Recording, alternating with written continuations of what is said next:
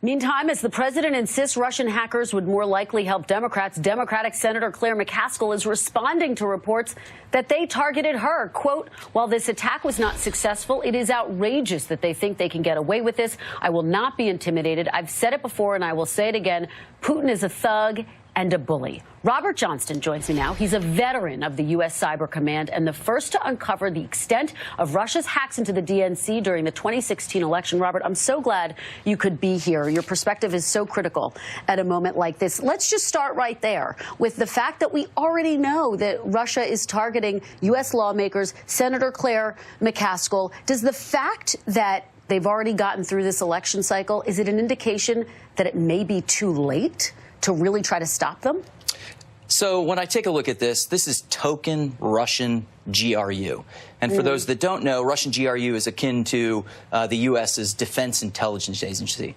They targeted personal accounts. They're aggressive. I often describe them as a thunderstorm moving through the network.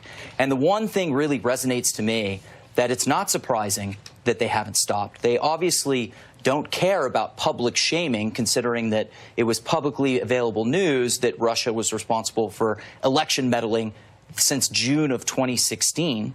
And that obviously is not a good deterrent for them. So they're going to keep coming. And it comes down to one fact. I'll tell you, Russia has built a magnificent, overt offensive cyber capability that cannot be deterred as of this point. And it's something really the U.S. has yet to master, is this overt offensive cyber capability. And the tactics that they used in this case were similar to what they were doing to try to hack into John Podesta's emails, of course, Hillary Clinton's campaign manager. Absolutely. I think, as I've seen the kind of transcendence of the security market, you're seeing personal accounts, things like Gmail accounts, impersonating publicly available logins. You're seeing that become a great avenue to make entrance into someone's email or someone's network to compromise their infrastructure. It's often very hard to go through the front door. Security technology is actually getting pretty good.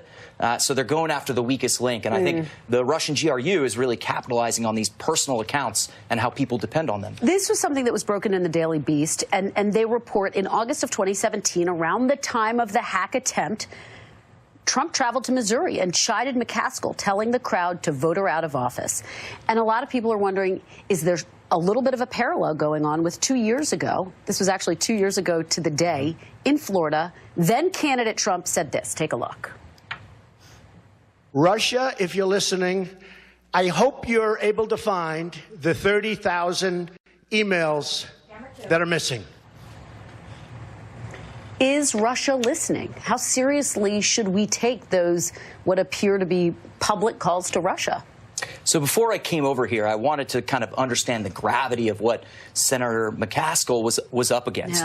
And just in the past year, most of them in the past 30 days, 26 of Senator McCaskill's staffers' username and password combinations have been leaked in Russian and ID theft and organized crime hacking forums. So this is readily available, not just at the nation-state level. This is bleeding down into the organized crime, the criminal level. I mean, if she's not worried about it now, she absolutely should be. Is there one thing that could happen, that could come out of today's meeting, that you would say, hey, that makes me know that they're taking it very seriously? Yeah, you know, I think what we've done previously, like the recent indictment, right, that has been U.S. deterrent policy. We're going to see if an indictment is good enough to stop the Russian GRU or the Russian government from coming after the U.S. elections. Just looking historically, in June, July, August of 2016, public attribution and governmental attribution of a nation-state behind these attacks was not enough.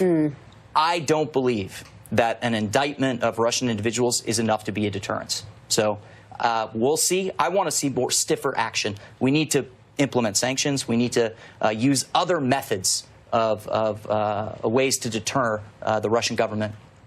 All right, well, I know you're going to be tracking this very closely, along with the rest of us. Robert Johnston, thank you so much for all of your great information today. Really appreciate it.